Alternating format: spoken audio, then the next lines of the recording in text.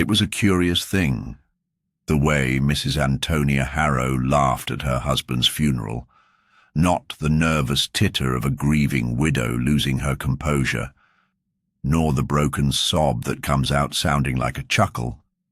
No, it was a clean, crisp laugh, sharp as the crack of a whip, loud enough to startle the vicar mid-sentence. She stood there at the edge of the grave, a black veil over her face, lips curled, and shoulders trembling not with sorrow, but amusement.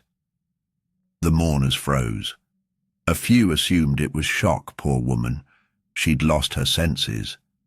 But others, especially those in the front row, saw the way her eyes narrowed as she glanced at the coffin, as though she'd finally had the last word in a long, bitter quarrel.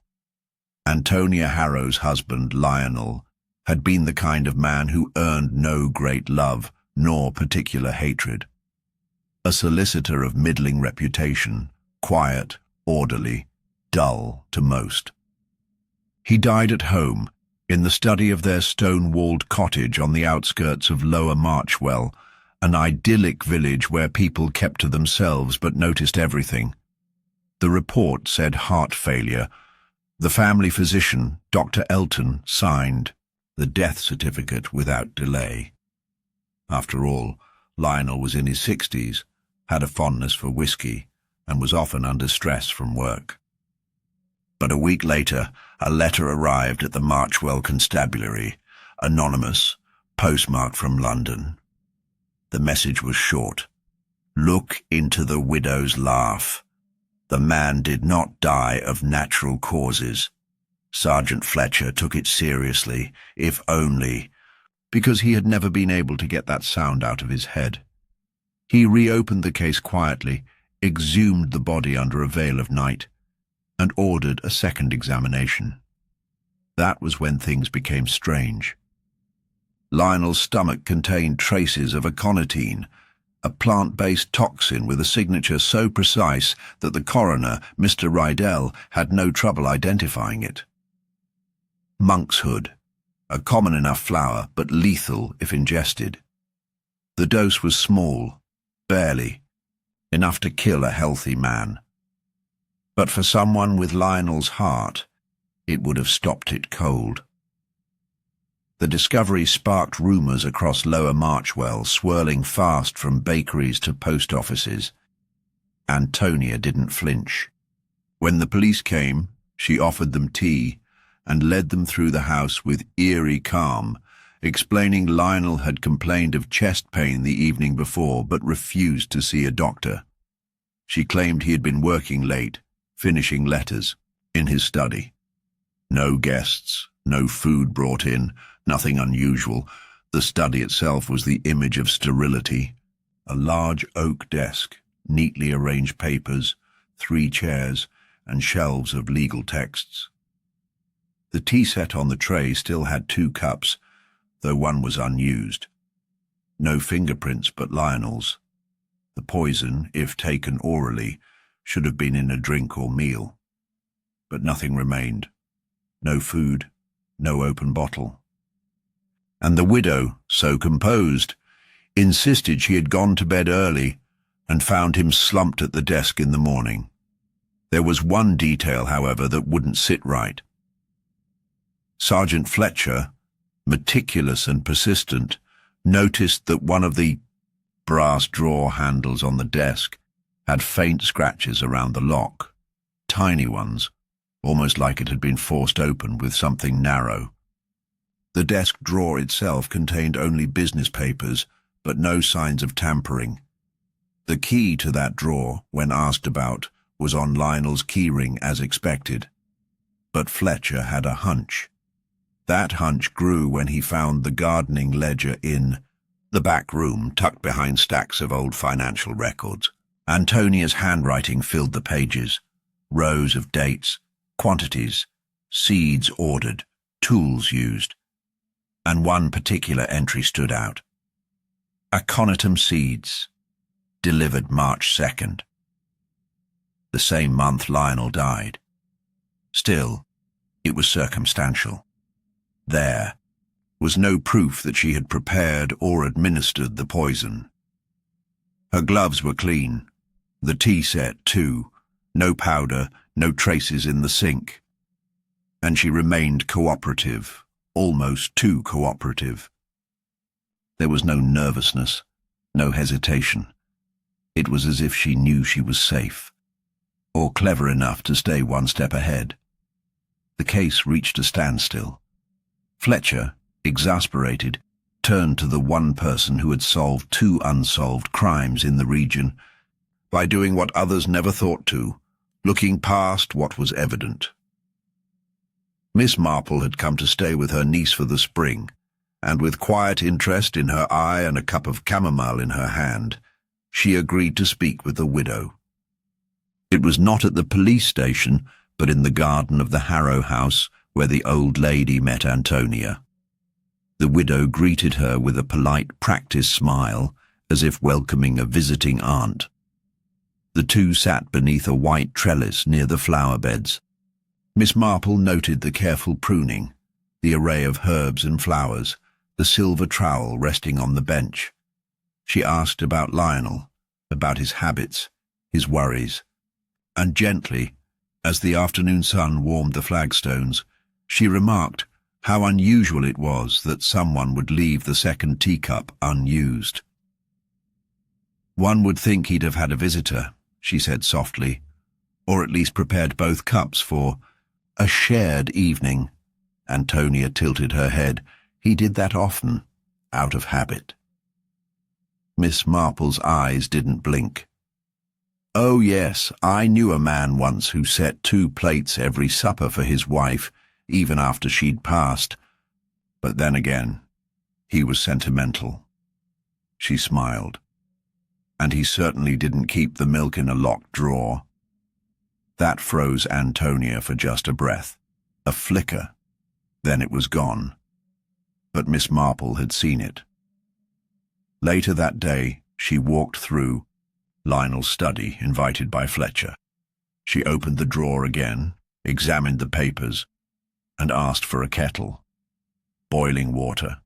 She poured a bit over the leather lining of the drawer, and as the steam rose, so did a faint smell, bitter, metallic. Miss Marple leaned in. "Monkshood," she murmured. "Dried ground and hidden beneath a false lining. It was never in the tea. It was not slipped in food. It was coated, lightly, invisibly, on the handle of Lionel's pen, stored inside the drawer. A drawer only he opened. Every time he touched the pen, minute traces seeped through his skin. Day by day, hour by hour, a poison that smiled in silence. And when the funeral came and the widow laughed, she wasn't losing her mind. She was celebrating. But as Miss Marple turned away from the house, she wasn't smiling. There was something else. The second teacup. The scratches on the drawer. A planting record, but no aconitum in the garden beds. And the anonymous letter, sent not from Lower Marchwell, but from London. Someone else had been watching. Someone who knew before anyone else that the widow had killed, or perhaps someone who wanted the police to believe she had. Miss Marple, thoughtful, pressed her gloved fingers together. The crime had been solved, but not completely, not yet. The morning after her visit to the Harrow residence, Miss Marple stood on the edge of the village green, her gaze fixed on the fluttering bunting still left up from the spring fete. The village moved around her with the usual quiet rhythm. Bakers opening shutters, dogs barking lazily in yards, bicycles rattling past on uneven cobblestones. But her thoughts remained in that garden, in that study drawer, in the faint bitterness of a scent she alone seemed to recognize. The case, it seemed, had yielded a solution, a slow-acting poison applied by the victim's own hand through unwitting routine. Yet something resisted closure. The evidence was clean. Too clean. The motive was easy to assume. Too easy. She returned to the Harrow cottage unannounced, under the polite pretense of dropping off a jar of blackcurrant jam for Antonia. The widow opened the door, still in her silk dressing gown, surprised but unflustered. Miss Marple noted the sharpness in her appearance, freshly powdered face, manicured nails, not a sign of grief weighing down her frame. Antonia accepted the jar with a smile and offered tea. Again, Miss Marple declined. Instead, she asked to sit briefly in the garden, citing a weakness in her knees. Antonia nodded and returned inside. Miss Marple moved slowly toward the trellis and glanced again at the flower beds. Neat, symmetrical, not just well kept, but curated. And among the marigolds and delphiniums, the monkshood was conspicuously absent, despite having been ordered just weeks before the death. She recalled the ledger, March 2nd, a delivery, no remnants, no dried leaves, no sign it had ever been cultivated. Odd. As she sat, Miss Marple's eyes drifted to the gardener's shed at the back of the property. A brass padlock dangled from the latch, gleaming too brightly for a place rarely mentioned by the household. She didn't rise, merely waited until Antonia re-emerged with a delicate parasol and a comment about the rising heat. Her tone was friendly, but the edge in her voice had grown colder. "Such a loss," Miss Marple said, nodding toward the house. "It must feel quite empty." Antonia gave a practiced sigh. "It does, though Lionel was not particularly loud." "No," Miss Marple agreed, "but men often leave a certain weight behind them. Their absence rattles oddly, don't you think?" Antonia tilted her head, not answering. "And of course," Miss Marple continued gently, "it's always the little things. Routine, habits, keys misplaced, gardening notes left unfinished, that remind us." She studied Antonia's eyes closely. "Or the things that remain locked away." Antonia's smile didn't falter, but her parasol twisted slightly in her grip. That evening, Miss Marple visited Sergeant Fletcher. She did not accuse nor insist. She merely suggested that a warrant be secured to search the shed. Fletcher hesitated. The widow had already endured questioning, but Miss Marple's calm, unshakable tone bore down on him with the pressure of experience. Within a day, the shed was opened. Inside were tools, a rusted watering can, several sacks of soil, and tucked high on a wooden shelf, a flattened cardboard box marked with the logo of a botanical distributor. The invoice inside listed aconitum seeds. Beneath that, a tin box lined with cotton cloth held several empty vials. No residue, but the shape of dried powder clung faintly to the lining. It was damning, yet still circumstantial. No fingerprints, no written instructions. Just the faint memory of something once present. But even as Fletcher celebrated this as progress, Miss Marple was not satisfied. She asked to see Lionel Harrow's office files, his legal records, correspondence, case notes. The widow had offered them freely with a smile, declaring she had nothing to hide. Fletcher allowed the request. Miss Marple sat quietly for hours, scanning through the neat handwriting, date stamps, and case references. It was a particular letter, postmarked 3 months before Lionel's death, that drew her attention. A simple probate case involving a minor estate. Routine. But the client, a Miss Ellen Vance of London, had written in clumsy ink that her brother had recently died under peculiar conditions. and she wished for the matter to be settled swiftly. Lionel had responded briefly, stating the estate had no legal complications. Case closed. Miss Marple's memory, finely tuned by decades of observing human patterns, clung to the name Vance.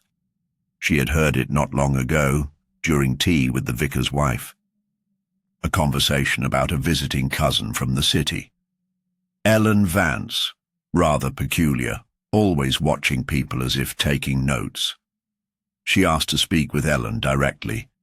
The young woman, thin and pale, with an anxious air, was found lodging temporarily in the spare room at the vicarage.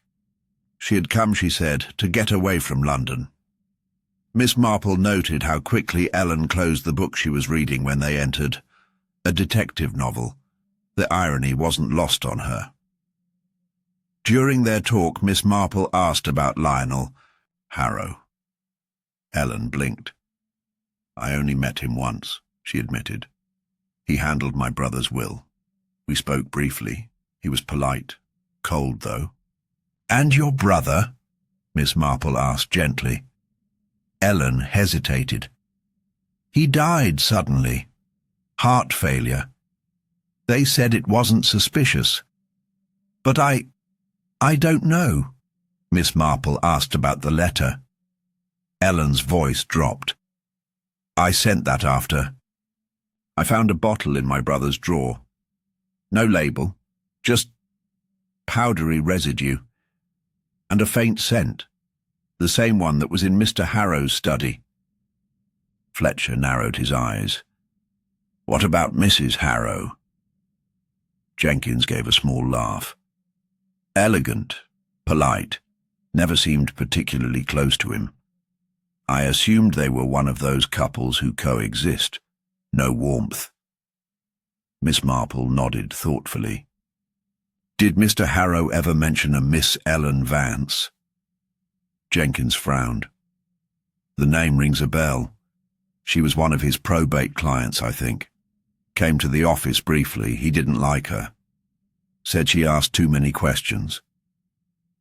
After Jenkins departed, the vicar, Reverend Holloway, was summoned.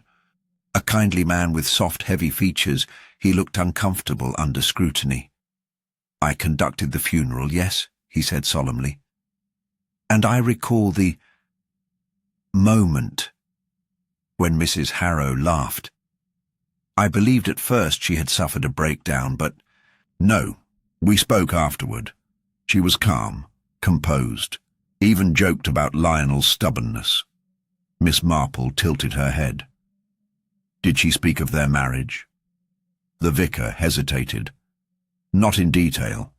She simply said he was a man of rules, and she had learned to live within them.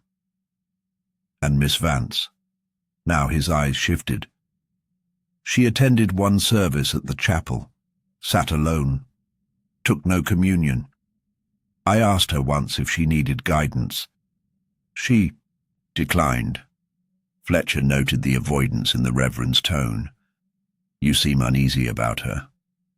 She was intense, watchful, as if she expected to witness something dark unfold.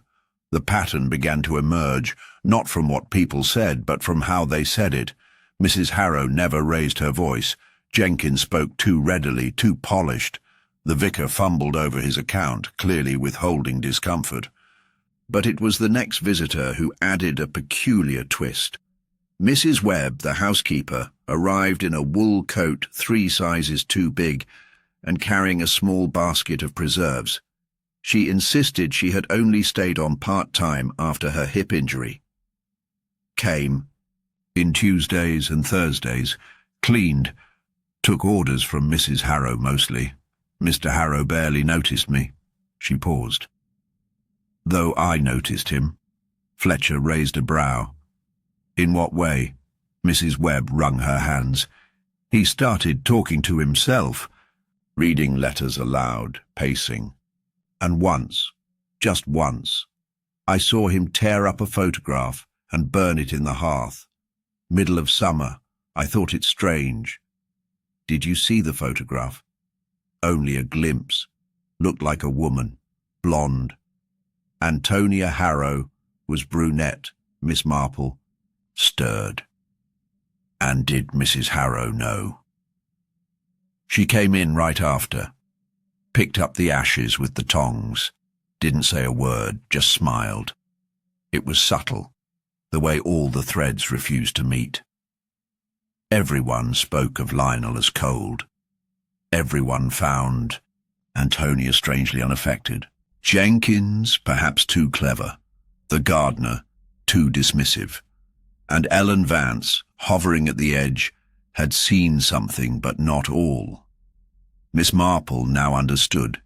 This wasn't one deception, but several layered across each other like pressed petals in a book.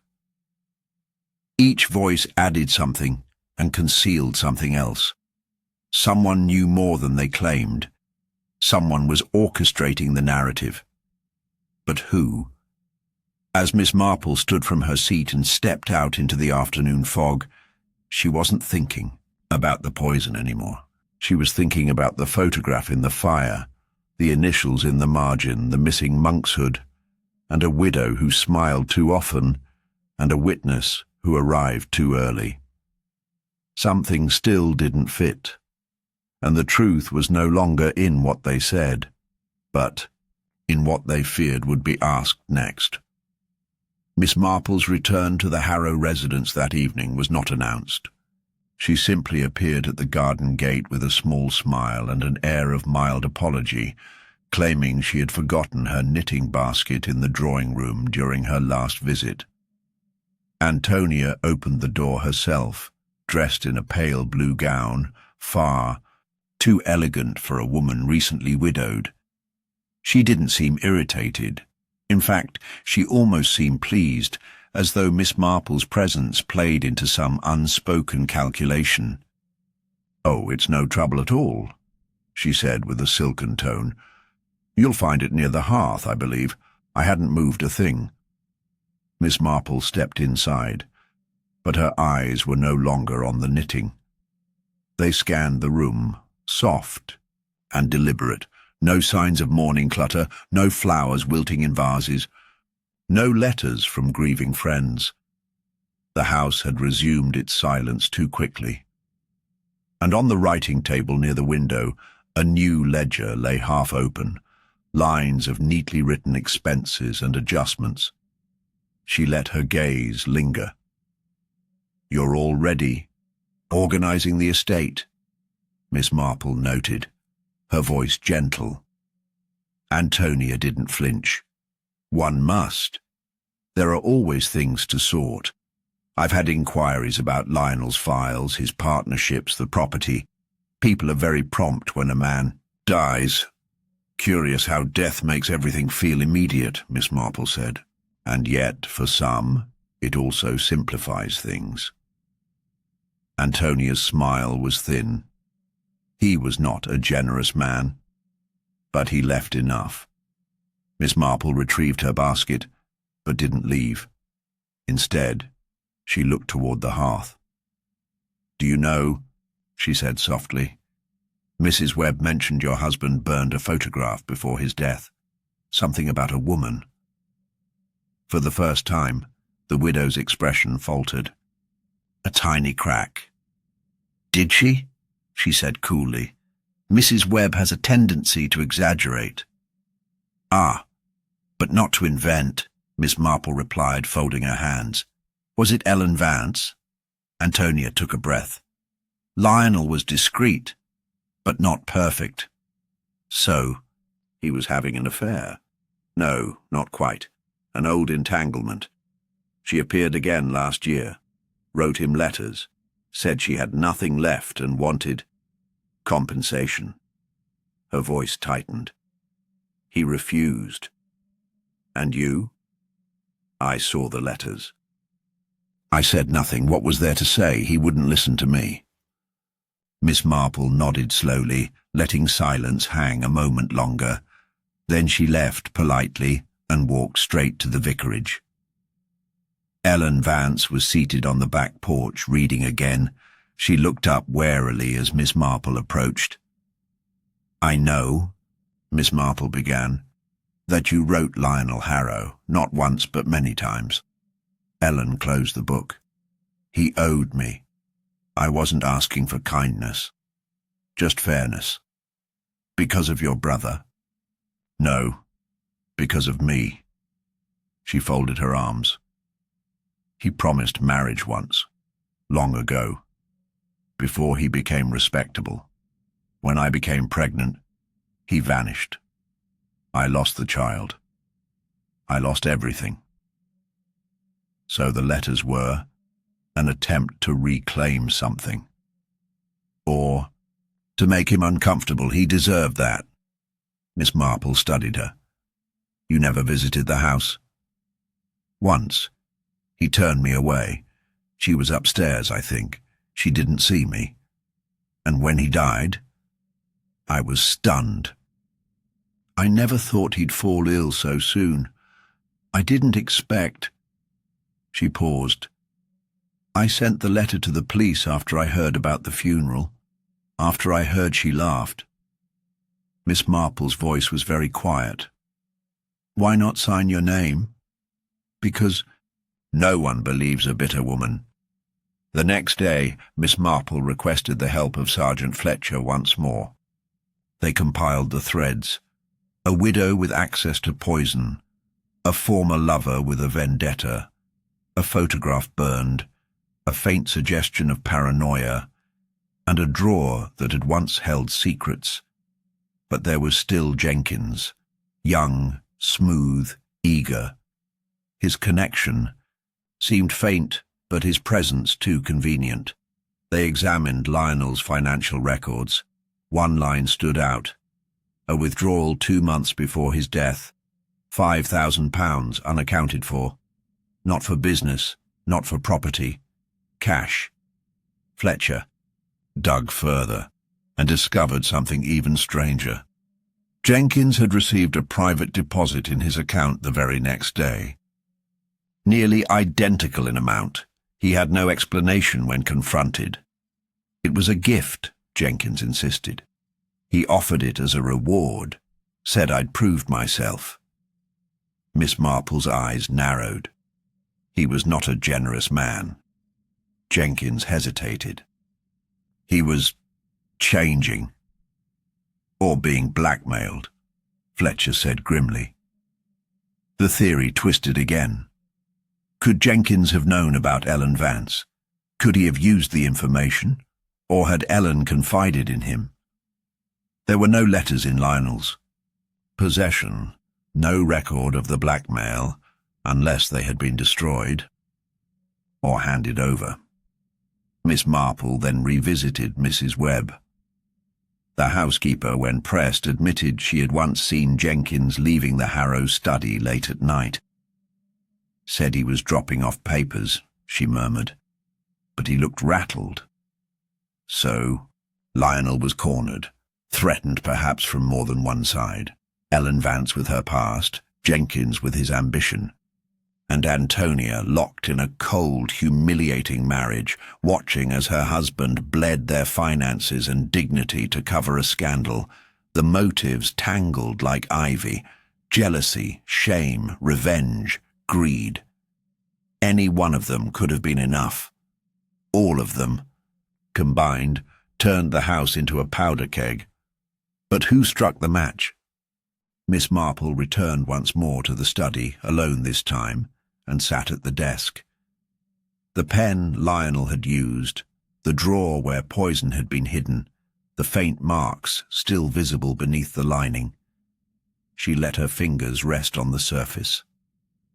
Then she noticed something new, an envelope tucked into the back of a legal folio overlooked in earlier searches. Addressed simply to R.H., inside, a note. Brief, hurried, scrawled in Lionel's hand. I know what you're doing. I won't be made a fool of. If this continues, I'll tell her everything. You don't scare me. It wasn't to Ellen. It wasn't to Antonia. R.H. Robert Jenkins. Miss Marple folded the letter carefully. The motives were no longer tangled. They were aligned, converging upon a single pressure point. Now, at last, the web had form. And someone had been caught in the middle, spinning it while smiling from the edge. Sergeant Fletcher stood before the assembled officers with an air of exhausted relief, the letter from Lionel Harrow in his hand. The room smelled faintly of damp, wool and pipe smoke. But the energy had shifted. There was movement, purpose, a tightening of protocol. The discovery had sparked a fresh sense of resolution. Jenkins had motive, access, and now evidence. The withdrawn money, the hidden correspondence, and the sudden uptick in ambition all pointed in one direction. Fletcher made his report in firm, decisive strokes. A warrant was issued. By early evening, Robert Jenkins had been arrested and led from his flat, pale and disbelieving, his mouth opening and closing without forming proper protest. He denied the poisoning, but admitted to accepting money. "Yes, he paid me," Jenkins snapped during questioning, "but not for silence. For discretion. He didn't want his wife to know about Vance, about the withdrawals. He was ashamed, not threatened." Fletcher wasn't moved. "That's convenient. And true. I had no reason to kill him. I had everything to gain by staying loyal." "You also had everything to gain by speeding up the inheritance," Fletcher replied grimly. Miss Marple said little during the questioning, content to observe. But something was wrong. Jenkins's responses lacked guile. There was defensiveness, certainly, but not calculation. His face flushed when cornered and his hands trembled, not with guilt, but with fear of implication, not exposure. He had secrets, certainly, but not the kind that murdered quietly with monkshood and careful planning. The village responded to the arrest with murmurs and shifting eyes. Mrs. Webb claimed she always knew the boy was too smooth. Thomas Crail, the gardener, muttered about young men with soft shoes and loud ideas. Even the vicar offered a brief sermon on the dangers of ambition without moral foundation. The community had its villain. The case, it seemed, was closed. Antonia Harrow received the news with faint surprise. She expressed no joy, only a cool detachment, as though acknowledging the inevitable turn of things. "I always thought Robert was too clever for his own good," she said, sipping tea on her veranda. "Lionel distrusted him toward the end. I warned him, of course, but he never listened to me." Miss Marple, seated across from her, gave a soft hum of thought. "You must feel relieved." "I feel nothing," Antonia said evenly. "It changes little. You no longer need to explain yourself to strangers. I've never needed to explain myself."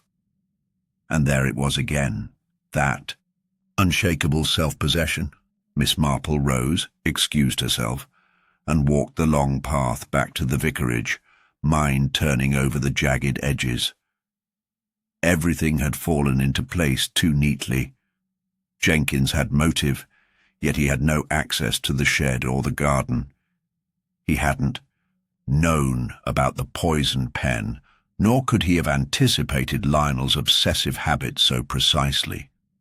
The method of poisoning, slow, subtle, clinical, didn't match Jenkins's impulsive temperament. And the letter Lionel wrote, Miss Marple remembered the scrawl, angry, hurried, but not fearful. If he had truly been about to expose Jenkins, why hadn't he already done so? She requested one final visit to the Harrow home, citing a need to retrieve her forgotten spectacles. Antonia received her again, more reserved this time, though no less graceful. She fetched the spectacles, already waiting in the foyer, and, handed them over with a mild smile. Miss Marple didn't move to leave. "May I see the greenhouse?" she asked softly. Antonia's brow lifted. "It's hardly worth seeing." "I'm curious. I've never been much of a gardener, you know. But monkshood is a difficult plant to raise." Antonia said nothing. Then, after a pause, gestured toward the side of the house. Miss Marple followed her to a small lean-to structure. The glass was dusty, the soil beds empty. A few broken pots lay stacked in one corner. "No sign of anything here," Antonia said lightly. "Not even weeds." Miss Marple stepped inside. The smell was faint. Earth, rust, something else. Something sharp. Not the scent of flowers, but of something once used and scrubbed away. She touched one of the pots. A faint white powder clung to the edge of the cracked ceramic. "You kept the monkshood here," Miss Marple said. "Dried the roots, ground them to dust." "You already have your culprit," Antonia replied. "Yes," Miss Marple said gently, "and no. Jenkins was arrogant, yes, but clumsy. Too clumsy for this. And Lionel's death wasn't convenient. For him, it was unpredictable. You, however, knew his habits, his rituals. You placed the poisoned pen, knowing he would use it daily." Antonia didn't answer. Her silence was the kind that invited conclusion rather than denied it. Miss Marple turned slowly. "There's one thing I don't understand. Why laugh?" Now Antonia did smile. "Because he finally understood," she said. "He thought he controlled everything, my life, my voice, even his past. But in the end, he died reaching for something he thought was safe. And I didn't have to scream or beg or cry, I simply laughed." Miss Marple didn't speak of the confession. She left quietly and returned to Fletcher's office late in the evening. The sergeant sat at his desk, papers stacked like small fortresses around him. "She did it," Miss Marple said, setting the cracked flower pot on the desk. Fletcher stared. "You're sure?" She never intended to be believed, only to be remembered. The arrest of Jenkins gave her a shield. She didn't need to hide once someone else stood in the dock. "You spoke with her?" "Yes." "Did she confess?" "Not." In words, Fletcher hesitated. "Then we can't charge her." "Not yet," Miss Marple said, "but she's not finished. Women like her, they never stop while the memory still bites. And Jenkins, he was part of her game." Fletcher frowned. "Then what do we do?" "We wait," Miss Marple said, her voice quiet. "Because the real criminal has just taken her first step out of the shadows, and she thinks the world has already stopped looking." Outside, the rain began to fall. Steady, soft and patient, much like the woman who watched from the veranda as the village exhaled its relief. The story had closed for everyone else, but for Miss Marple, it had only paused, and in the pause, truth breathed quietly, waiting to be heard. It was 2 days after Robert Jenkins's arrest that Miss Marple returned to the small file room at the back of the parish office. She had requested permission from the vicar to look over some old civil records, citing an interest in the village's less-remembered disputes. The vicar, ever accommodating, handed her the keys and left her in peace. Outside, Lower Marchwell hummed with the shallow calm that follows scandal. Shops whispered, doors opened halfway, and gossip thickened in hedgerows. But inside the quiet file room, Miss Marple sifted through the past, not out of curiosity, but with a firm sense that something had been left buried. The name Vance still echoed oddly in her mind, not because of Ellen, but because she had heard it long before this case ever began. She found it in a stack of records from the parish council, dating back 20 years. It was a dispute over a small tract of land near the northern edge of the village, a stone cottage, dilapidated even then. The case involved a Miss Lillian Vance, spinster, who had contested the seizure of the cottage following her brother's mysterious disappearance. No foul play had ever been established, though the brother, a Charles Vance, had vanished one spring and never returned. The property, eventually inherited by Lillian, was sold off quietly. The buyer, Lionel Harrow. Miss Marple froze, reading the faded signatures at the bottom of the documents. Lionel had acquired the land through back channels, under a proxy name, and later he had sold the same land to the firm that developed the modern estate where Jenkins now lived. The pattern was subtle, but it whispered of older betrayals. She followed that whisper to the land registry, and then to the solicitor's office where Lionel's old files were being reviewed by temporary clerks. She posed as a curious neighbour. No one questioned her. In one of the boxes marked Civil 1984-1990, she found correspondences between Lionel and the firm representing Lillian Vance. The tone was legal, impersonal, but the volume of communication betrayed friction. It had taken months of pressure, multiple legal maneuvers, and one quiet settlement to silence Miss Vance. The record stopped abruptly. She died a year later. No relatives mentioned in the files, but Miss Marple already knew better. Back at the vicarage, she sat with Ellen Vance once more. The young woman had grown thinner in recent days, as if the weight of things unsaid had begun to wear at her from the inside out. She didn't look up when Miss Marple arrived. "You knew," Miss Marple said softly, "about the land, about your aunt." Ellen blinked. "How? I remember Lillian, just faintly. She once tended to wildflowers by the roadside, always alone. You have her eyes." Ellen closed the book in her lap. "She raised me. After my parents died, I took her name. It was easier that way. Lionel took everything from her.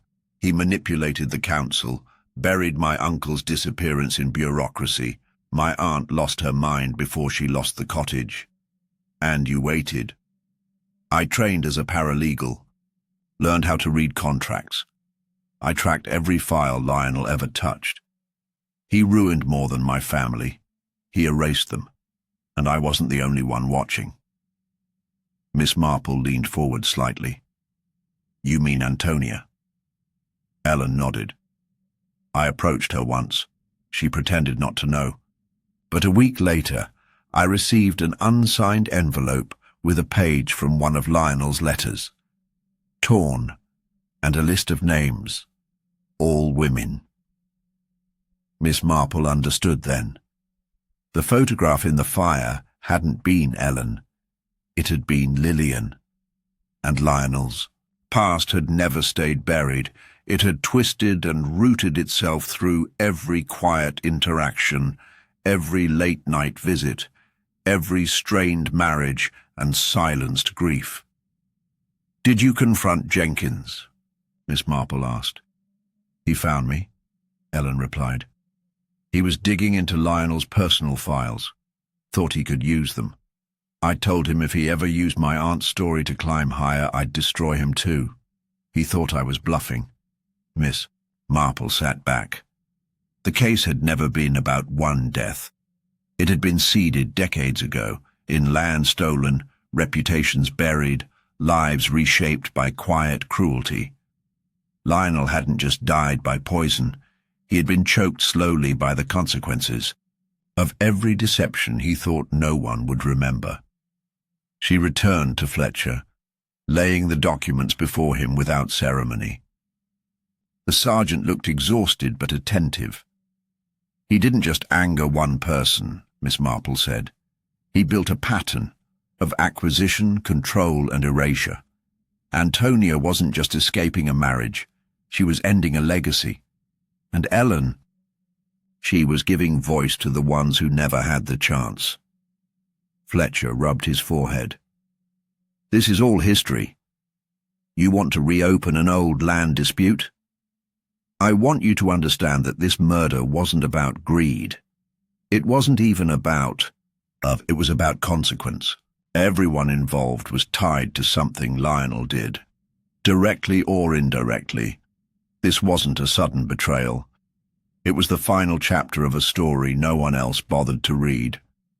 He stared at her. So what do we do? You stop looking for a single motive, she said quietly, and start asking who gave Antonia the monkshood. Fletcher blinked. You think Ellen? No, Miss Marple said. I think Ellen knew, but she didn't act. She passed along memories, wounds. Someone else harvested them. Outside the station, the sun slipped behind the ridge of the village hills. In the Harrow home, Antonia stood alone in the hallway, staring at a newly framed painting hung where her husband's portrait used to be. It was a watercolour of wild flowers, monkshood among them, blue, bright, and thriving.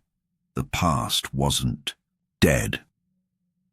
It was alive and breathing, waiting for justice in silence. And somewhere beneath the surface, one final truth was still waiting to be unearthed. The next morning arrived cold and sharp, the wind tugging at hedgerows and scattering leaves across the village green. Miss Marple walked to the Harrow residence not with the intention of confrontation, but with a plan more delicate than any direct accusation could allow. She had spent the night thinking not of the poison or the pen or the land disputes, but of a faint look she had seen on Antonia Harrow's face when the painting of wildflowers had been mentioned. It had not been satisfaction or sentiment. It had been calculation, an expression of someone curating what others would remember. Miss Marple requested a final meeting, and Antonia, composed as ever, agreed. The sitting room was as spotless as before. The house no longer looked like it had suffered a loss. It looked like it had been scrubbed of one. I wondered, Miss Marple said lightly, if I might ask for your help. There's a matter troubling me. An old friend of mine is trying to settle a complicated will. She's asked me to suggest a solicitor. Someone discreet, naturally, but also thorough. I thought of you. You knew your husband's business so well. Antonia gave a polite nod. I'm not a legal professional, but I am familiar with his systems. I handled many of his household matters. Miss Marple leaned in conspiratorially. It's a tricky estate. Several unusual assets. One is particularly curious, a sealed envelope marked in case of betrayal. Isn't that dramatic? Antonia's hand, resting on the porcelain saucer, went still. Only for a second, but it was enough. She recovered swiftly, smiling faintly. Sounds theatrical, but men like that often are. I quite agree, Miss Marple said carefully, setting her cup down. The trouble is, she doesn't know if it's genuine. She asked if I'd ever encountered such a thing. I said I had once. In this very village, in fact. Antonia's expression didn't change, but her breathing did. Slower, shallow. I recall it clearly, Miss Marple continued. The man had enemies he didn't even recognize, so he left a record.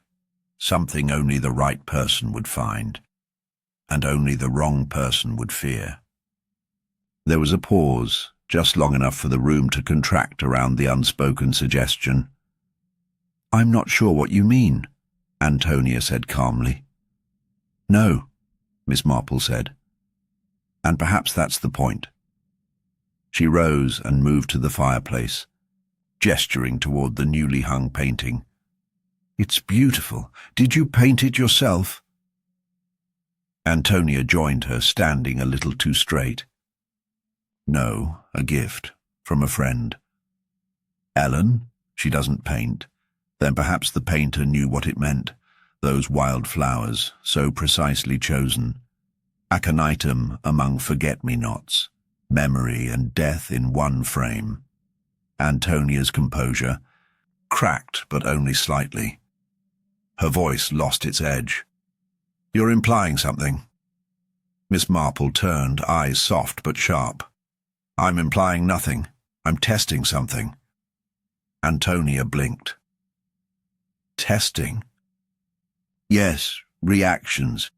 You see, it's easy to answer questions when one is prepared, but the mind trips over invented details when faced with a story it doesn't expect, especially when that story sounds familiar." Antonia remained silent. Miss Marple stepped closer. "There is no such will, no envelope, no old friend. But you believed it. Because you know Lionel would have done something like that. You feared he left something behind. Something damning, otherwise you'd have laughed off the idea. Instead you braced." Antonia's eyes flickered. "You came here under false pretenses." "I came here for the truth." Antonia walked slowly to the hearth, placing her teacup down. "He had secrets, but so did I. So do most women. And some of them are lethal." Antonia turned, her voice now soft. "Do you think I wanted him dead?" "I think you wanted him gone," Miss Marple said. "And someone helped you do it. Not Ellen. She's too loyal to ghosts. But someone gave you the knowledge, the method, maybe even the means." Antonia's hands curled slightly at her sides. "And what would that prove?" "That you weren't alone."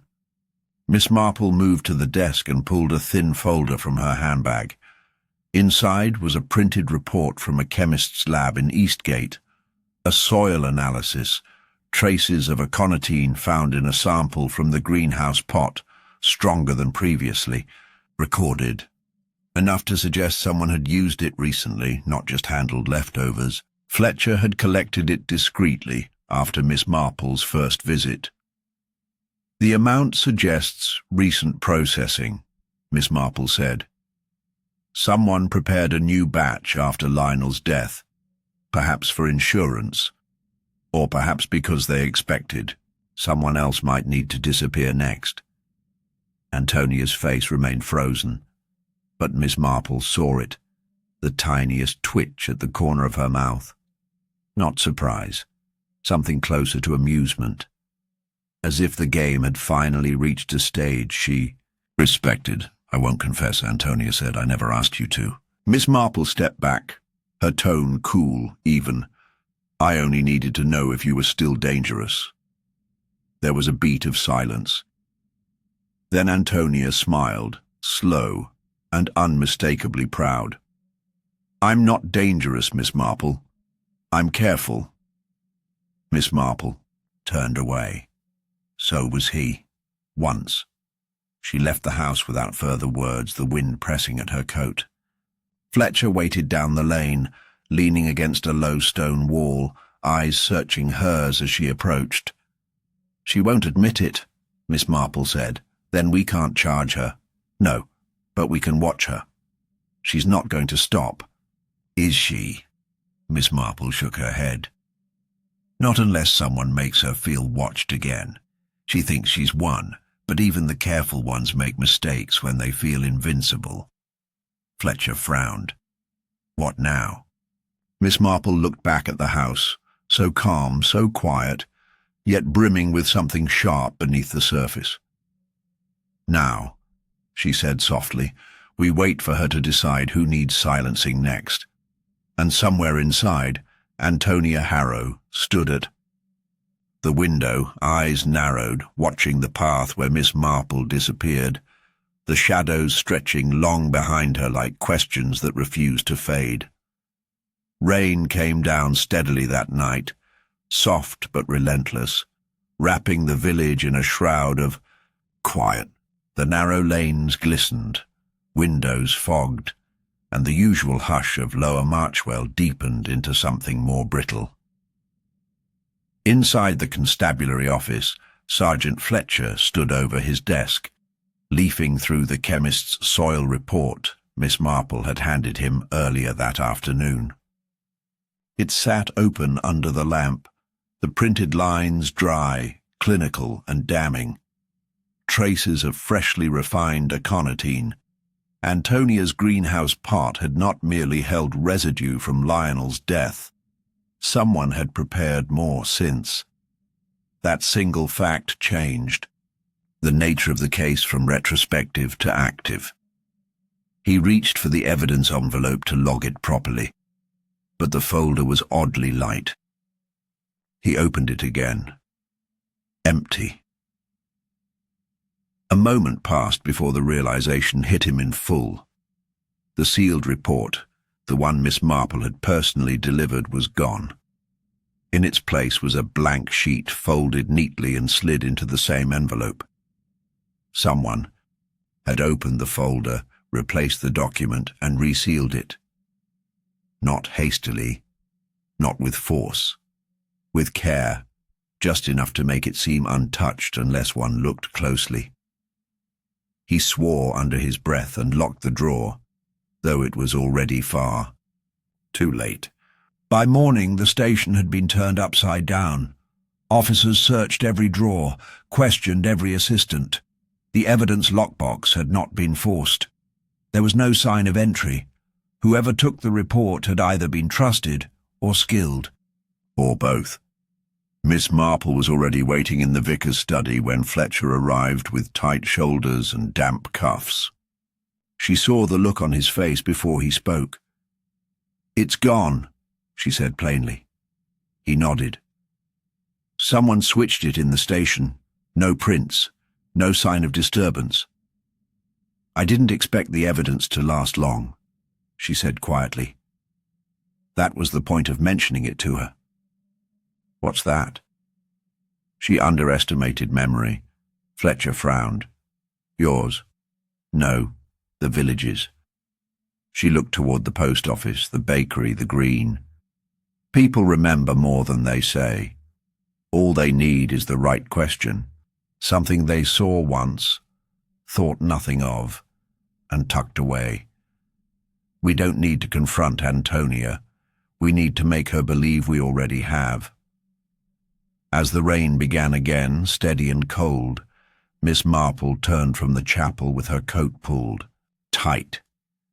Somewhere in the village, someone else had seen something.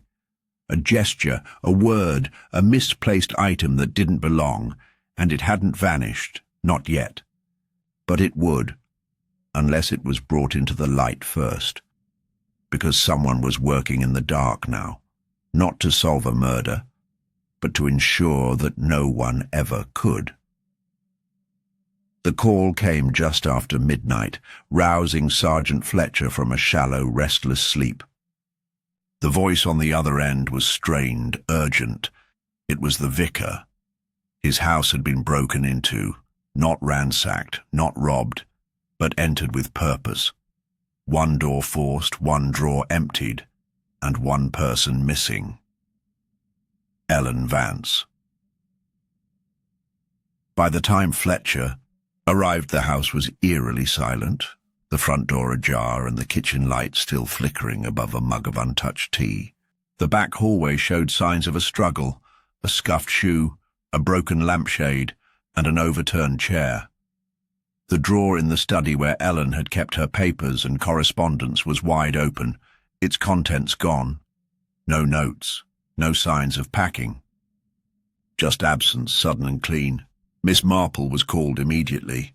She arrived within the hour, coat pulled tightly against the wind, eyes sharper than ever despite the hour.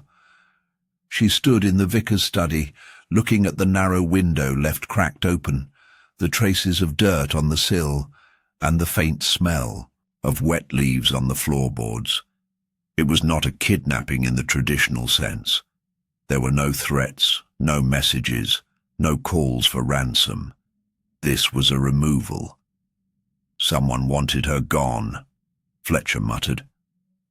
Like they did with Mrs. Webb. Miss Marple's eyes were on the bookshelf. A volume of legal cases had been shifted out of line, one title missing. She reached up, checked the dust line, and turned to Fletcher with a slow blink. Ellen had been reading it, she said. I saw it on her lap days ago, a legal precedent, involving perjury and retroactive motive. She was building something, and now someone's taken it before she could finish.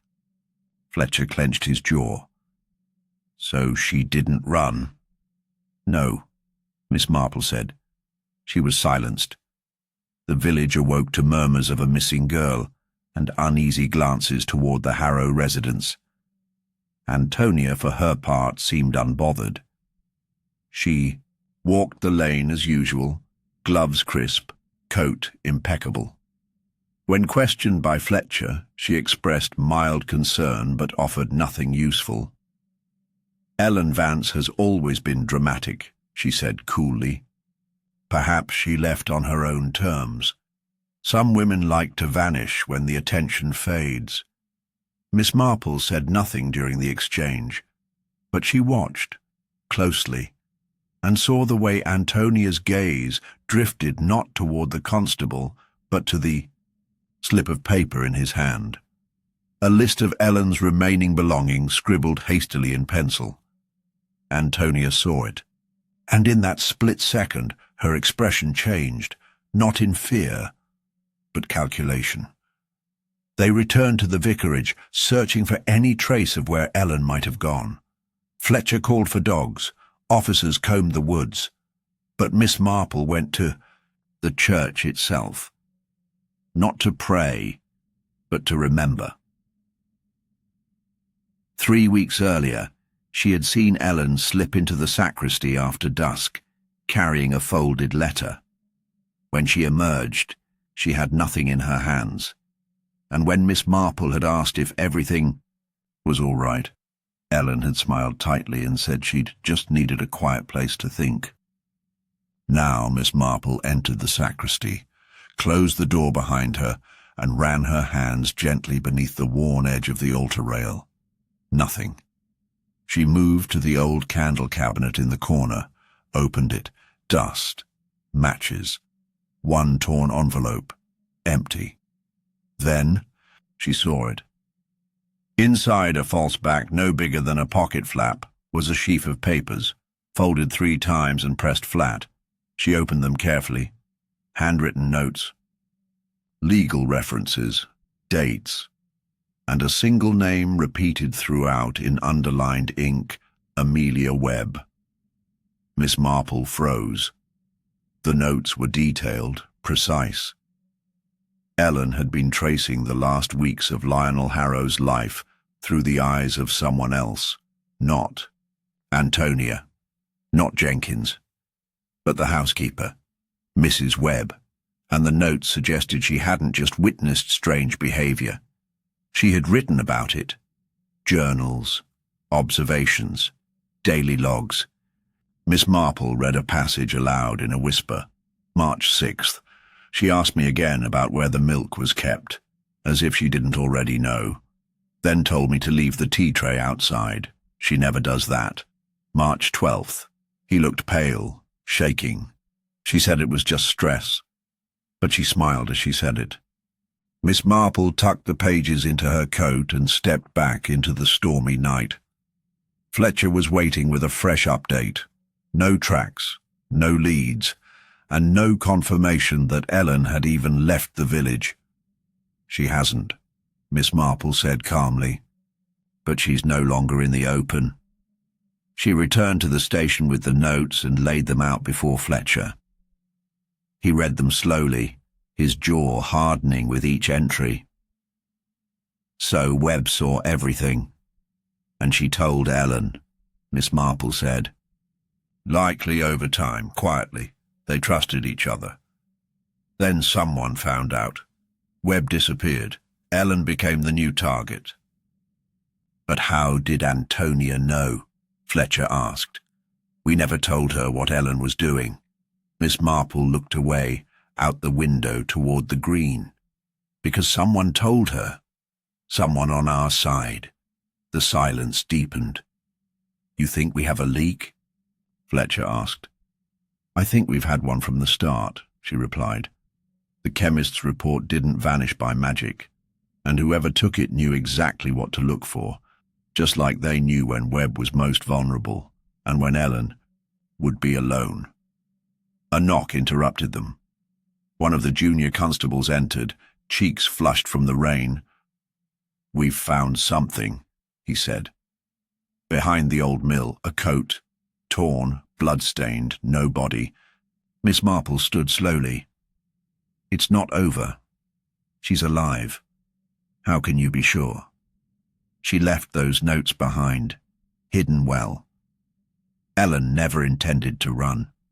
She intended to finish what she started. Fletcher reached for his coat.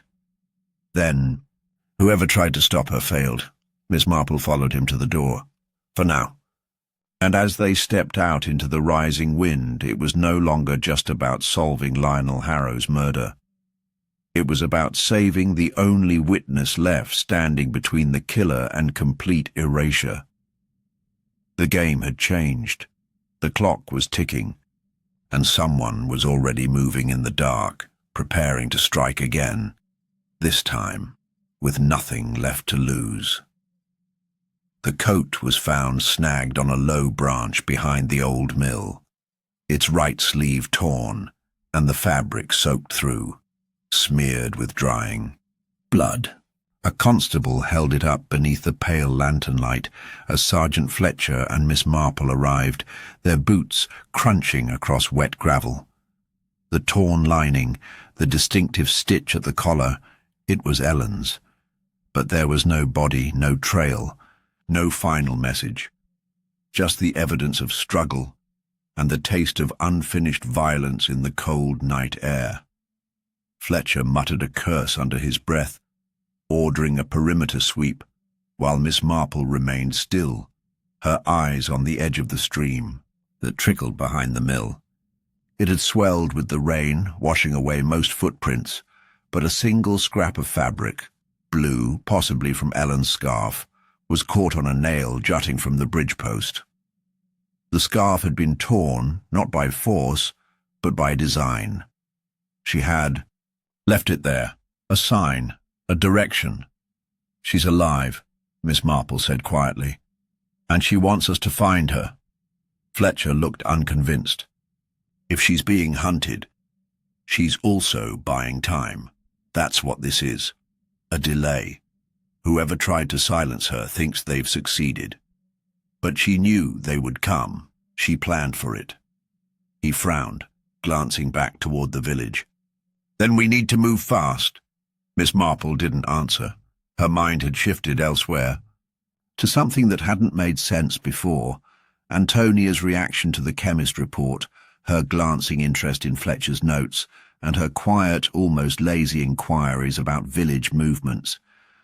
She had always been just a step ahead, not reacting, anticipating. They returned to the vicarage.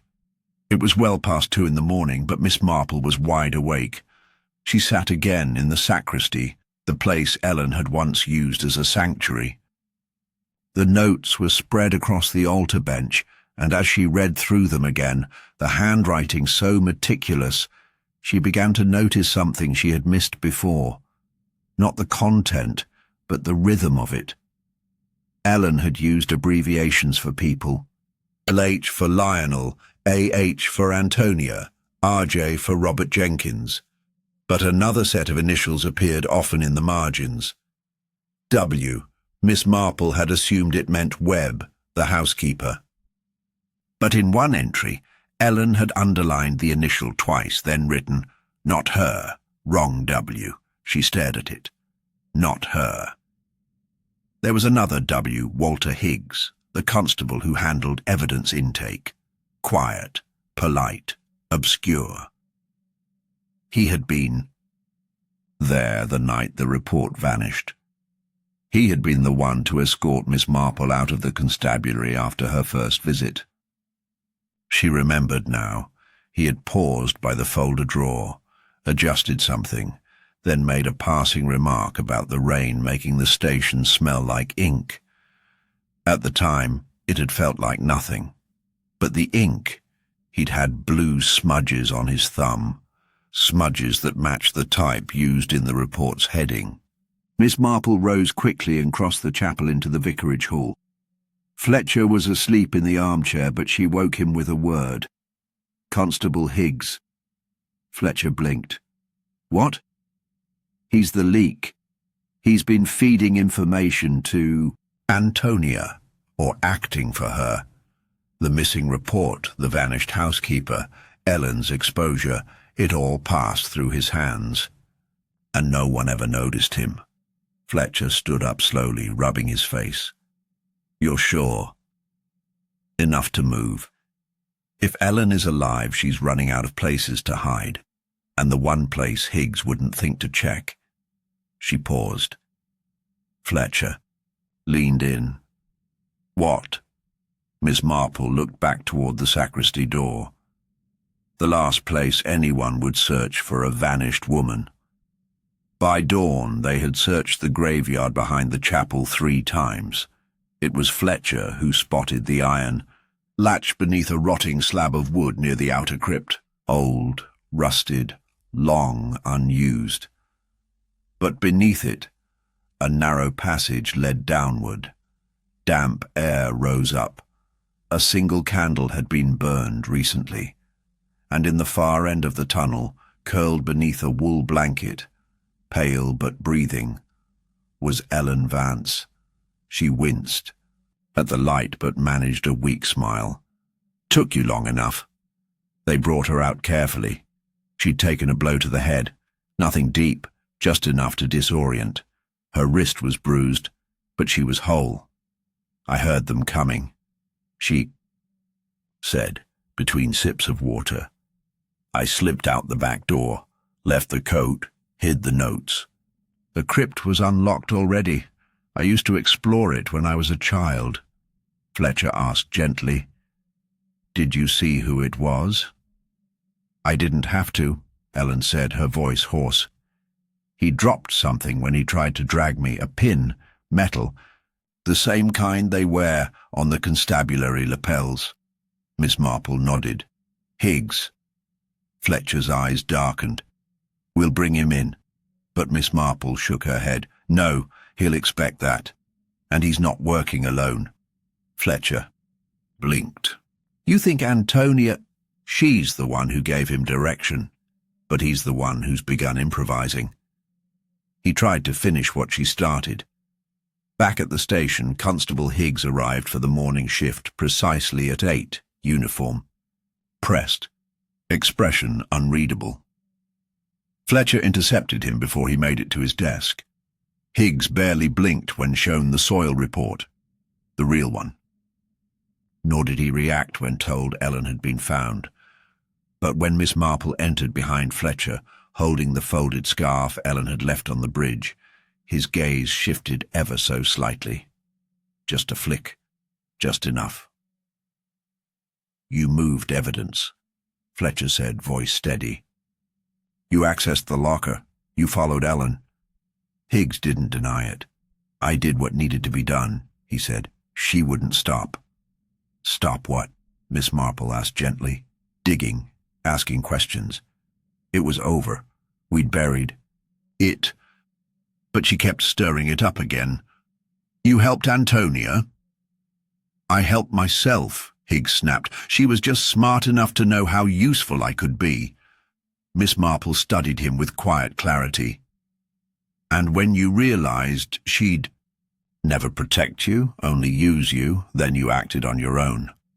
Higgs said nothing, but the silence was answer enough. The pieces, long scattered, finally fell into place. Not just one villain, not just one motive, but a pattern of silence, of complicity, of people who survived by staying invisible until it was too late. Miss Marple stood outside the station an hour later, watching as clouds rolled back across the green. The rain had stopped. The trail, once vanishing, now stood clear. But as she looked toward the Harrow residence, she knew one last thread remained. Antonia had not lifted a hand. She had moved others like pieces on a board, and she was still waiting for someone to play the next move. Miss Marple watched from the edge of the village green as the constables led Walter Higgs into the station, his hands bound behind his back, shoulders hunched not with guilt, but with something colder, resentment perhaps, or the bitter knowledge of being used. The sun crept through thinning clouds, casting the first light on what had for weeks lived beneath the surface of Lower Marchwell's placid streets. But even with one accomplice arrested, and Ellen safely in recovery, Miss Marple knew the story was not yet finished. The strings of this particular web had been pulled too precisely. Walter had acted, yes, but not with the kind of cunning that poisoned a man through the routine grip of a fountain pen. That cruelty, that patience, it had come from someone else entirely. Later that afternoon, Miss Marple requested one final conversation with Antonia Harrow. The widow received her in the parlour with perfect civility. She poured tea, asked after Ellen with an expression that barely concealed her disinterest, and commented idly on the weather. "They say the clouds are breaking," she said softly. "Spring always feels more honest after a hard frost, doesn't it?" Miss Marple took a sip of her tea, though she didn't taste it. "You don't seem surprised." "About what?" "Walter Higgs. The arrest. The confession." Antonia smiled faintly. "Surprise is for people who believe in justice." "You should know," Miss Marple said, setting the cup down. "He's spoken about your arrangement." Antonia looked unbothered. "I'm sure he has. Men like Walter always speak in the end. You encouraged him, guided him, but let him bear the risk." "And he accepted it," Antonia replied evenly, "because it was easier than facing what he was without me." "And what were you to him?" "A direction," she said, almost wistfully. "A cause, and perhaps someone." "Who didn't underestimate him." Miss Marple was silent for a moment, then she said, "You knew Lionel was never going to leave you, never going to reward you. But you didn't just want to be free. You wanted him erased." Antonia looked toward the window. "Do you know what it's like to be clever and unused? To live in the shadow of a man who spends his life collecting victories while you are expected to be silent and decorative? Lionel didn't just dismiss me. He edited me. Every time he locked a drawer, every time he called Ellen a problem, every time he smiled at his clients while lying to their faces, he made me smaller. Every year, more of me disappeared. And that justifies murder? No, Antonia said. But it explains it. Miss Marple's eyes didn't soften. You could have left. Antonia turned, her voice hardening. To do what? Be pitied? A divorced woman in a village where everyone already whispers? No, that wasn't enough. I didn't want freedom. I wanted authorship. I wanted to write the ending. And you wanted to be remembered. Antonia's silence was answer enough. Miss Marple rose, walking slowly toward the mantel. She studied the wildflower painting again. You planted monkshood long before you used it. You studied it, experimented. You waited. You made sure you knew exactly how Lionel moved. When he'd open the drawer, when he'd pick up the pen. You made it look like heart failure. Then you let the village do the rest. I didn't have to lie, Antonia said. Everyone wanted to believe it, and when Ellen got close, she was sentimental, sloppy, and she kept talking about justice as if truth would save her. But she forgot that truth doesn't matter when the story's already been written. She was a footnote, like Walter, like Lionel. Miss Marple turned and looked at her fully. You believe you're the only person who ever suffered silently? No, Antonia said. I believe I'm the only one who refused to stay silent. Then why hide? Miss Marple asked. Why not stand by what you've done? Antonia's gaze was distant, her voice low. Because then they would own the ending, the courts, the press, the police. They'd tell my story in pieces. Twist it, make it pitiful. I'd rather vanish with the mystery intact. But you didn't vanish, Miss Marple said. You stayed, because part of you wanted to see it unravel. You wanted to see if anyone was smart enough to understand you. And you were, Antonia said with a faint, rueful smile. Congratulations. I don't feel clever, Miss Marple said. I feel tired. Antonia's expression didn't change, but something in her posture loosened, as if she no longer needed to hold herself so tightly. Will I be arrested? Miss Marple didn't answer. She left the parlour in silence, walking down the narrow gravel path beneath the first clear sky in weeks. Outside the gate, Fletcher was waiting, coat collar turned up against the breeze. She said anything? He asked. Yes, Miss Marple said. Everything. Fletcher looked down the road, then back at the house. Enough to charge her? No confession. No direct evidence tying her to the act itself. She never touched the poison, never wrote a threat, never even left fingerprints. Walter acted. Jenkins nearly took the fall. Ellen barely survived. But Antonia, she moved around them all, and now she'll be just another widow. Unless we find something, Fletcher said. A slip. A letter. You won't, Miss Marple said. She's too careful. Fletcher exhaled slowly. Then what do we do? We remember, she said. We don't let the village rewrite this story into gossip and pity. We tell the truth, even if she walks free. He looked at her. And Ellen? She'll live, Miss Marple said quietly, with scars, but also with the knowledge that she wasn't wrong. Fletcher didn't speak again as they stood together at the roadside, watching the sun stretch its pale light across the roofs of Lower Marchwell. The story had reached its ending, not with a gavel or a headline, but with the quiet revelation of a motive no one had dared imagine. Not vengeance, not greed, not even justice, but something deeper. A hunger to be seen. A desire to reclaim authorship in a life where every chapter had been written by someone else. And in that silence, the village exhaled, not in relief, but in recognition. The kind that only comes when the real story finally, painfully begins to make sense.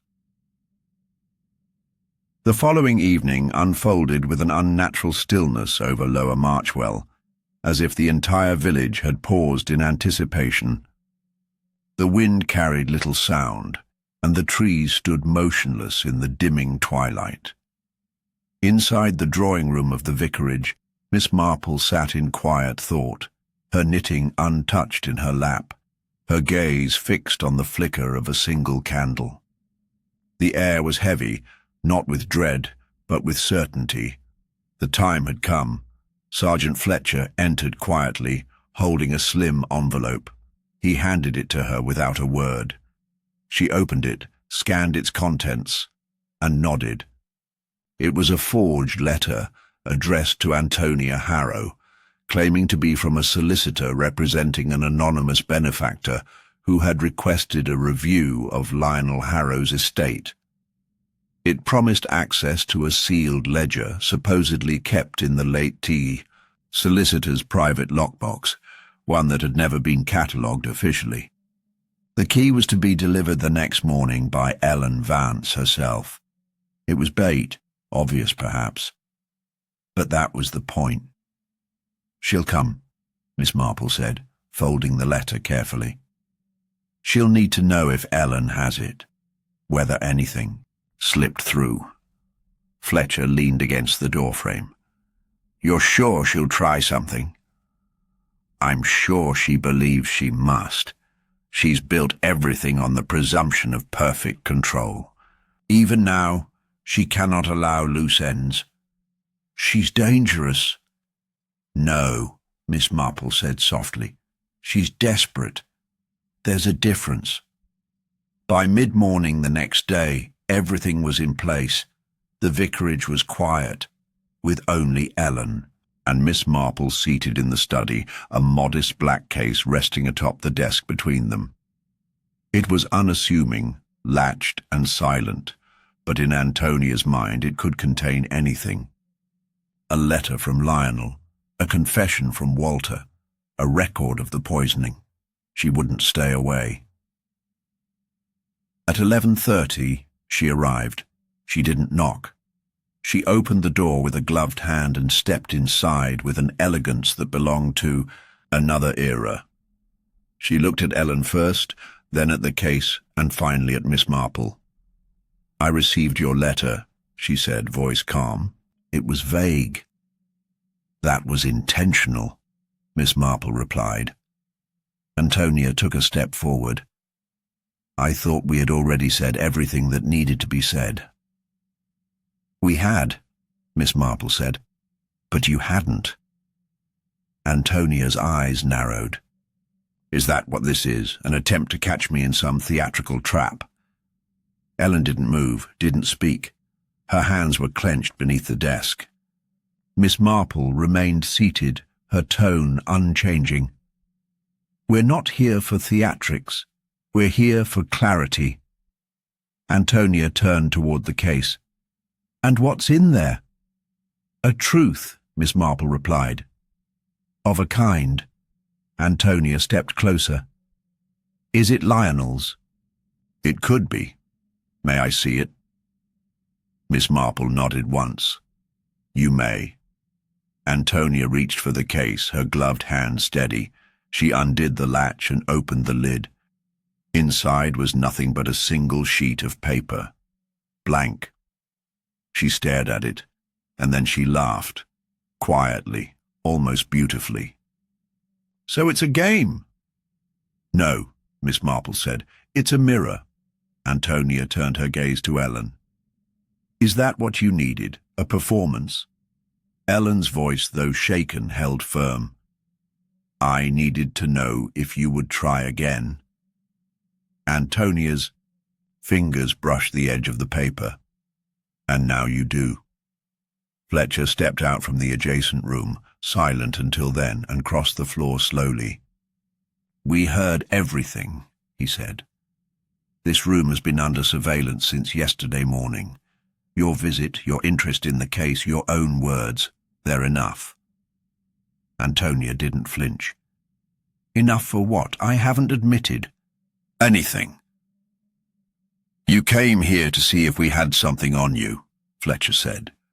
"You walked straight into the one room you hoped to avoid, and now you've confirmed your knowledge of a ledger that never existed, a file never mentioned in public, a name never printed in the paper." Antonia's calm began to crack. "You're bluffing." "No," Miss Marple said. "We're listening." The silence hung between them like a curtain waiting to fall. Antonia stepped back slowly as if preparing to leave. But her face had changed, no longer the cold elegance she wore like armor, but something sharper, stripped. "I should have finished this earlier," she said. Fletcher moved closer, hand brushing the cuff of his coat, but Antonia didn't run. She didn't scream or collapse. She merely smiled, sharp and quiet. It's a shame, really, that it came to this. You're under arrest, Fletcher said firmly. For what? She whispered, grasping the only power I had. For orchestrating a murder, he said, and nearly causing another. Antonia's expression didn't shift. He took everything, piece by piece, and I carved one back. Miss Marple stood then, slowly. That's not justice. That's replacement. You became what he was. Antonia looked at her, really looked, for the first time. And what did you become, Miss Marple? The village's conscience? The keeper of endings? We're not so different. We both shape the story. No, Miss Marple said. I watch it. You wrote it in poison. There was no resistance. Antonia let herself be escorted out without protest. But as she passed Ellen, she paused just long enough to speak, barely a whisper. You'll always wonder if I would have let you live. Ellen didn't look at her. Outside, the wind had picked up again. Fletcher led Antonia to the waiting car, its engine low and humming. Miss Marple remained at the doorway, watching the road curve away into the mist. Ellen stood beside her. Was that really the end? Miss Marple's voice was quiet. For her, yes. For us, there will be remembering. There always is. And, as the car disappeared beyond the trees, the final chapter closed, not with a confession shouted or a weapon drawn, but with the subtle collapse of a carefully built illusion. A woman who believed control could rewrite grief, and a village that almost let her. Almost, but not entirely. For 2 days, Lower Marchwell settled into the rhythm of aftermath. Antonia Harrow remained in custody, refusing to speak further. The newspapers had begun arriving from London, their headlines tastefully vague but charged with curiosity.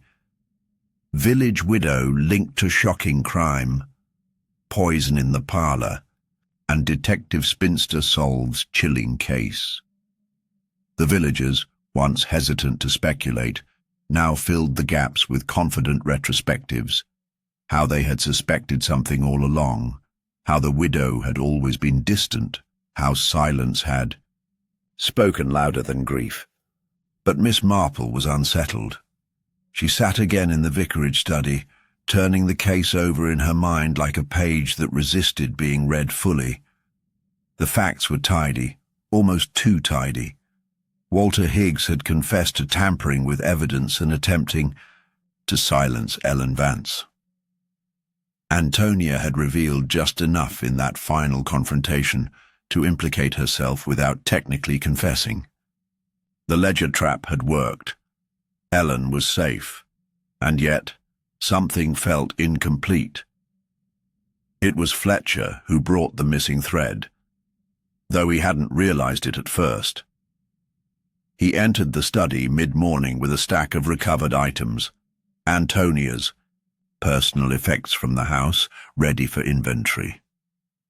Among them was a velvet-lined jewellery box containing the infamous sapphire ring, Lionel's heirloom, the one he never took off in public.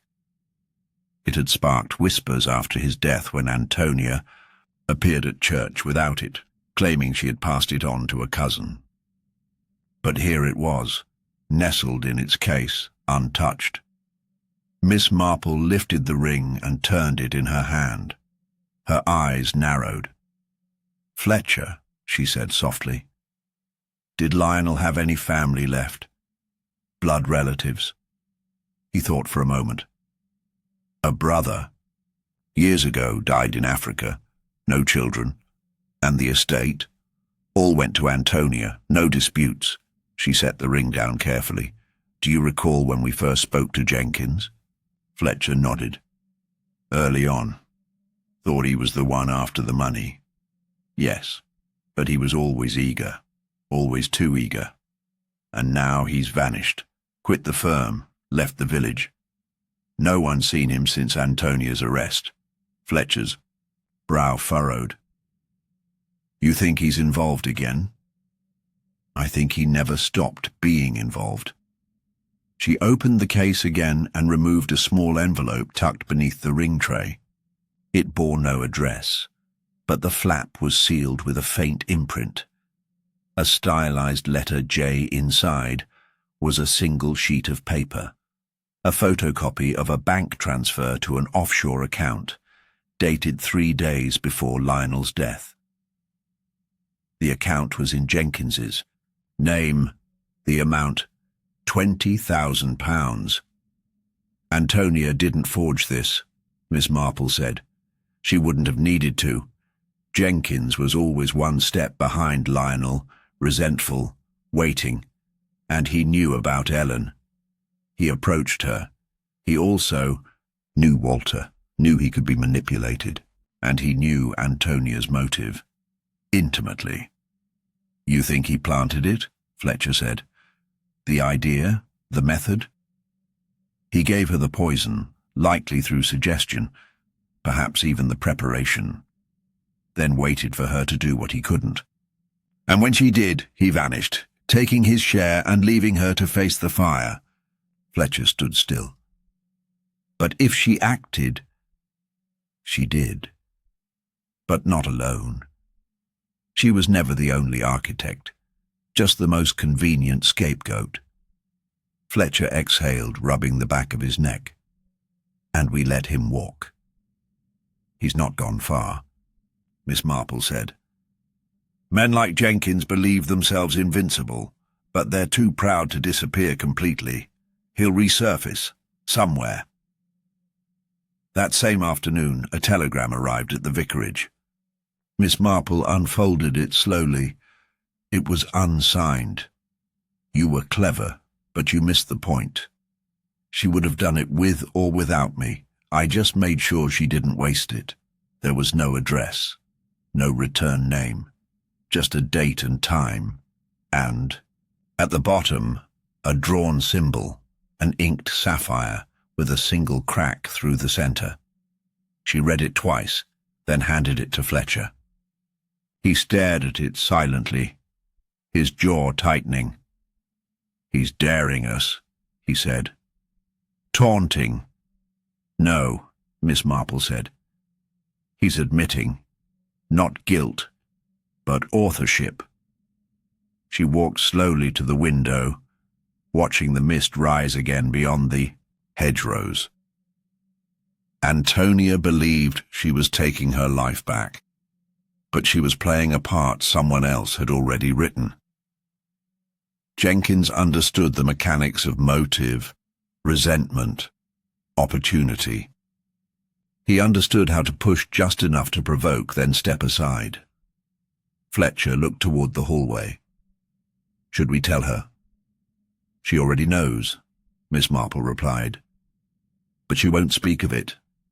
She can't, because that would mean admitting that even her act of rebellion was borrowed. She'll take the fall. Yes, Miss Marple said quietly, and he'll let her. They stood in silence, the soft creak of the house settling around them. The case, which had seemed resolved only days ago, now revealed a final, cruel twist, not of evidence, but of intent. The true mastermind had never poisoned anyone. He hadn't lifted a hand, forged a letter, or laced a teacup. He had simply watched, understood, whispered when needed, and let others destroy themselves, with their own desires. In the end, the most dangerous killer was the one who never touched the crime, only the people who would commit it. The days that followed were a blur of official statements and subdued reactions. Antonia Harrow remained in custody, but the atmosphere surrounding her was no longer one of mystery. The case, for all intents and purposes, had been solved. Walter Higgs was arrested, his confession neatly fitting into the narrative of betrayal and manipulation. Ellen Vance had found her voice once, more and with it some measure of relief. The villagers, eager for closure, spoke in quieter tones, discussing the widow's motives with a certainty that only hindsight could afford. But Miss Marple didn't feel the weight of finality. Even with Antonia's arrest, the lingering sense of incompleteness gnawed at her. She felt as though something had been left unsaid, a thread still hanging just out of reach. The whole case was constructed on a framework of deceit, but even now the final truth felt elusive. She stood at the vicarage window, watching the mist roll over the green, the world soft and damp in the early morning light. Fletcher had come to see her, but she hadn't expected the visit. His presence now felt like a punctuation at the end of a sentence that had yet to be completed. "I've been over the evidence again," Fletcher said, entering the room and placing a small stack of papers on the table. "Everything we have points to Antonia. Walter's confession fits. There's no denying it." Miss Marple nodded, but her thoughts were elsewhere. "Yes, but there's something more. The confession doesn't explain everything. The pattern is still incomplete." Fletcher frowned. "You mean you think she's guilty of something else?" "I'm not sure she's guilty of anything at all," Miss Marple said, her voice steady. "Not in the way we've been led to believe." "Then why the confession? Why did Higgs take the fall?" "Because it suited him," Miss Marple replied. "And it suited Antonia. He knew the moment he implicated her, he would be protected. He took the weight of the crime, and in return, he was assured freedom." Fletcher looked confused. "But," he confessed, "he implicated her. That doesn't make sense if she's the one who had him in her pocket." Miss Marple looked up at him, her eyes sharp with realization. "It makes perfect sense if he wasn't the one with the power." Fletcher's brow furrowed. "Then who is?" "Antonia didn't act alone," Miss Marple said softly. "The whole point was to frame her, to let her carry the weight of the crime without ever being fully guilty of it. She didn't plan the murder. She was the pawn, not the queen." Fletcher stepped back. "You mean someone else orchestrated?" Not just anyone. Someone who has been manipulating things from the very start. Someone who has always been in control, standing in the shadows while others did their work." Fletcher's eyes widened. "Jenkins?" "No," Miss Marple said with certainty. "Someone else. Someone who never expected to be caught." She reached for the stack of papers Fletcher had left on the table, flipping through them carefully. Her fingers paused on a letter, one she hadn't noticed before. It was a correspondence between Walter Higgs and a man named Victor Collingwood, dated just days before the murder. Collingwood was an old acquaintance of Lionel Harrow's, a man whose name had surfaced only once in passing, someone who had been quietly removed from Lionel's social circle years ago after a scandal involving embezzlement. It was a name Fletcher had forgotten, but Miss Marple had seen the subtle connections, piecing them together now with sharp clarity. "Victor Collingwood," Miss Marple repeated aloud. "He never went away. He simply disappeared." Fletcher blinked. "You think he's involved in this?" "I don't just think it. I know it." They both turned toward the window. The mist was thicker now, swirling across the fields, hiding the edges of the village in a haze.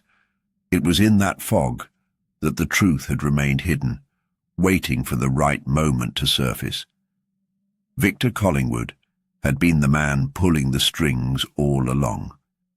He had been the one who engineered the scheme to remove Lionel Harrow from the picture, slowly, quietly, with a meticulous plan that involved manipulating every player in the game. Collingwood had known that Antonia would crack under pressure. He had known she would attempt to take control of her fate, believing she was finally getting what she deserved. But he had used that belief against her, framing her with evidence she could never escape. He had used Jenkins as a pawn, pushing him into a confession he didn't entirely understand, and all the while Collingwood had stood by, watching it unfold. Miss Marple's voice was calm, though the weight of it settled heavily in the room. Victor Collingwood never intended to let Antonia face the full consequences. He simply needed to be sure she couldn't escape. He had already orchestrated the perfect crime, and now he's escaped, leaving her to carry the blame. Fletcher took a step back, his mind racing. How do we prove it? How do we even find him? We don't need to find him, Miss Marple said, standing slowly. We already know where he is. She reached for the phone on the side table and dialed the number for the local police. She didn't wait for the operator to respond before speaking. I need you to search the old Collingwood estate, the one just outside town.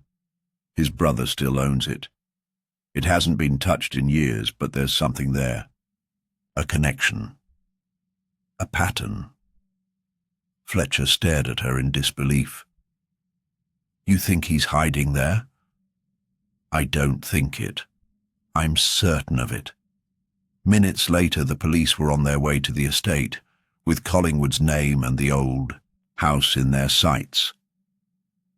Miss Marple had placed the final piece of the puzzle in its place. She had seen the way Collingwood's name had slipped under the radar, how it had been dismissed and forgotten in the shuffle of information.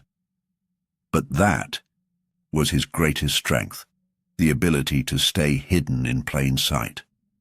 He had been the true mastermind all along, pulling strings from the shadows, controlling every step of the process until it was too late for anyone to stop him. And yet, as the police arrived at the Collingwood estate and began their search, the unsettling realization lingered in the back of Miss Marple's mind. This game wasn't over. The pieces had moved too swiftly, and the villain had escaped too easily. The case that had seemed closed, that had appeared neatly resolved, had revealed its final unexpected twist. The true mastermind had been hiding in plain sight all along. It wasn't justice they had been seeking. It was closure. And that was something that could never be fully delivered. Not when the villain had vanished without a trace, leaving behind only the faintest clues. The detective had been one step ahead. But in the end, there was always the possibility that the last twist would be the one that no one had seen coming. Miss Marple stood at the edge of the Collingwood estate, watching the police officers comb through the grounds, the early evening, sky fading to dark blue. The wind had picked up again, sweeping across the abandoned mansion, its stone walls cracked and crumbling, as though the house itself was resigned to being forgotten. She could feel the chill in the air, a subtle reminder that even the most carefully laid plans, whether for murder or manipulation, couldn't hide forever. And yet, despite the arrest of Victor Collingwood and the conclusion of this case, there was still something unresolved, a small, lingering thread she couldn't quite place. Fletcher stood beside her, his hands stuffed in his coat pockets, his gaze shifting from the darkening sky to the estate. I didn't think we'd find anything, honestly, he admitted, his voice low. But here we are. It's over. Miss Marple didn't respond immediately. Her thoughts were elsewhere, turning over a detail she had been replaying in her mind. Something about the way Antonia had looked at her. Something behind her eyes during that final conversation in the parlor. It wasn't just defiance or resignation. It was something else. Something deeper, something colder. And then, the cryptic letter from Victor Collingwood, the one he had sent after the confession, came back to her. The letter had been too neat, too assured. It wasn't the message of someone who feared being caught. It was the message of someone who knew the game was still in motion. She exhaled, her breath clouding in the evening air. "It's never truly over, is it?" Fletcher glanced at her, clearly puzzled. "What do you mean?" "I mean that even when we think we have the last piece, there's always something more lurking beneath," she said, her voice steady, but tinged with a quiet certainty. Antonia believed she could rewrite her story, but Collingwood made sure she couldn't. Fletcher's brow furrowed. "You still think there's something more?" "I do," Miss Marple replied. "There's a detail that's been nagging at me, something I didn't notice until the very end. It's in the way Antonia responded to the trap we set with the forged letter. She wasn't surprised. She wasn't nervous. She was calm, almost too calm. She expected us to play that hand." Fletcher shook his head. "But Collingwood's the one who orchestrated the whole thing. He's the mastermind. Antonia was just a tool. We have him. It's done." Miss Marple looked at the estate once more, her eyes narrowing. "Perhaps. But think about it. We've been watching Collingwood, assuming he's the only one who benefited from this scheme. But we overlooked something." "Something that's still missing?" Fletcher asked, his voice growing tense. She nodded. "Yes. We've been so focused on Collingwood and Antonia that we forgot one very important detail. Someone else stood to gain from all of this. Someone who had been operating in the shadows just like Collingwood. Someone who would have known how to tie up the loose ends. Who?" Miss Marple paused for a moment before speaking again, her voice quiet but firm. "The vicar." Fletcher stared at her, taken aback. "The vicar? Not just any vicar. Reverend Holloway," she said slowly. "He's been here the entire time, hasn't he? The one person no one ever questioned. He's been overseeing the entire village, the quiet observer. But in this case, the observer had more than just a casual interest." Fletcher looked incredulous. "But why? What would he have to gain?" "Think about it," Miss Marple said, her voice soft but urgent. "He knew about Antonia's marriage, her unhappiness, her plans. He's the one who could have seen the fracture in Lionel's control over her. And, more importantly, he's the one who would have known about the old land dispute with Lionel. He was involved in the original church dealings that Collingwood oversaw. The vicar, with his position, could easily have gained from the fallout. And who better to manipulate the outcome from behind the scenes?"